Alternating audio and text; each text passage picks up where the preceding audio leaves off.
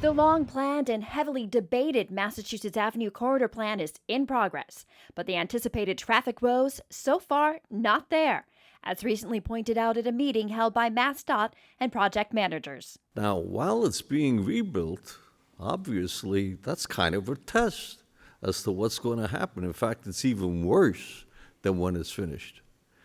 Have you found, or have you even looked into, whether or not there's been this result that everybody feared? Have people been using Summer Street? Have people been going through different neighborhoods that everybody was worried about? I personally haven't seen it. I haven't seen anything different. My experience aligns with yours that things are pretty much as they were.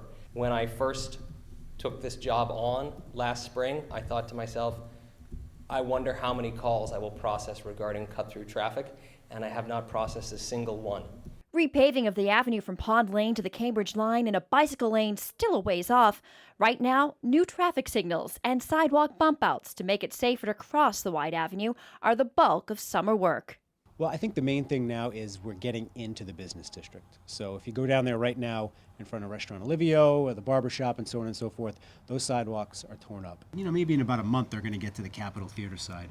So that's a bigger impact to both the business owners and the patrons and the residents who go and use those businesses. So there's a little bit of crossing the street that has to be done. So when you get to an area of the sidewalk like this that appears to be closed, you're supposed to cross the street and get to the other side. But some people say it may not be that clear, especially when the sign is found knocked over. It's unclear, am I supposed to walk on the sand?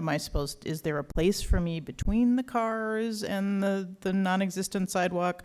It needs to be really clear, this is the safe place for you to walk, for these few weeks while we're fixing the sidewalk. I echo the concern about the zigzagging sidewalk.